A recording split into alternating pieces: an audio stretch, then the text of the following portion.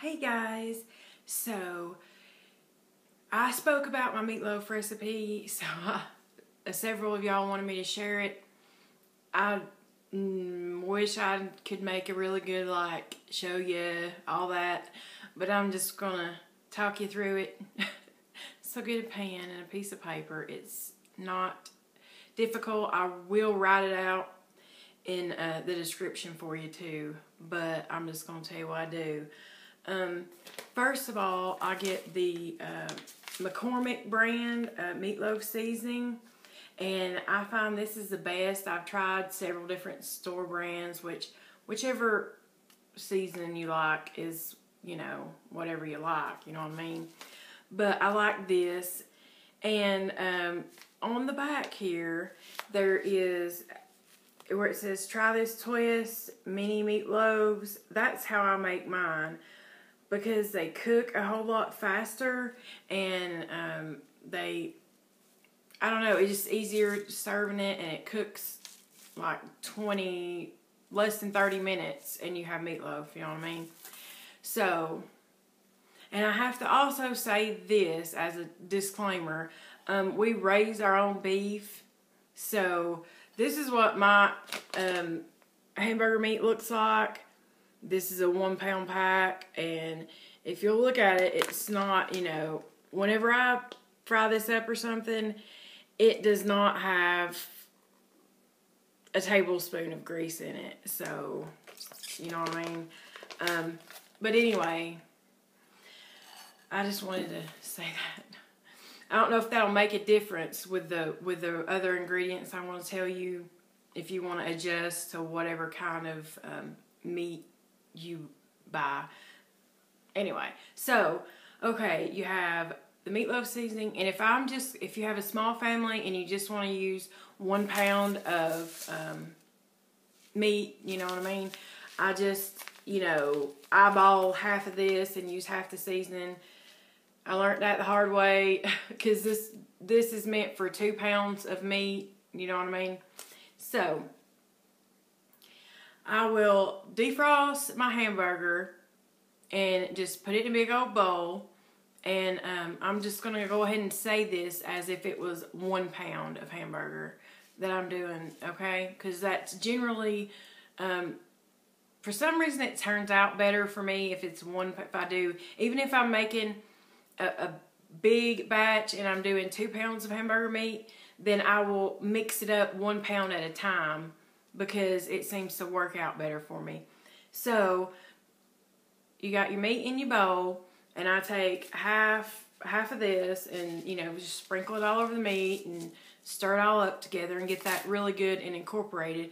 And I put 1 egg in there, and then I'll take Campbell's tomato soup, and I don't just dump the whole thing in. This is the 10 3/4 ounce container.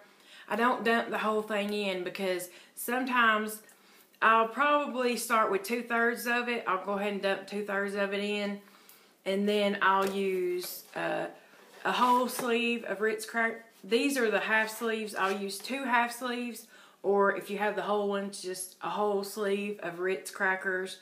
Or Townhouse will work better, or will work too, but I like the Ritz type crackers better.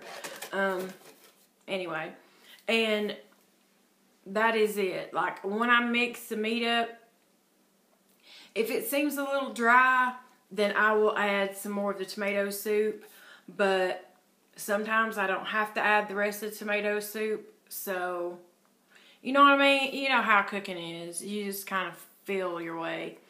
And then once I mix all that up, and all it is half the McCormick seasoning, 1 egg, a sleeve of Ritz crackers, and about 2/3 to a whole can of tomato soup into the hamburger.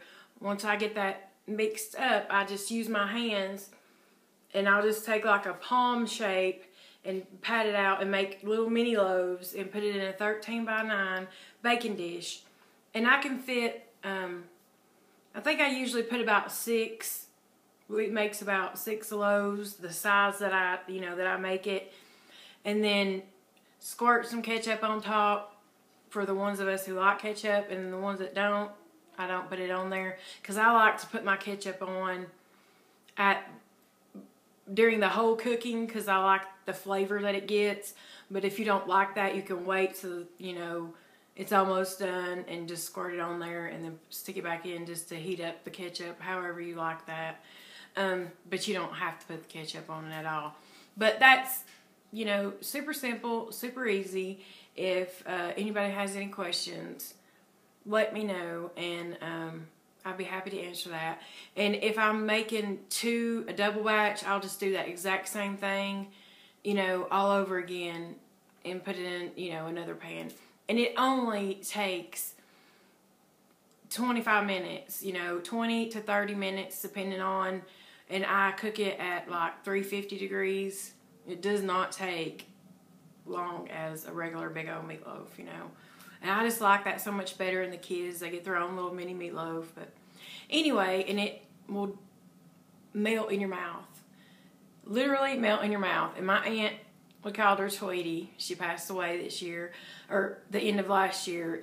That was her recipe, so props to Tweets. But love you and appreciate you, and I'll see you next time. Bye-bye.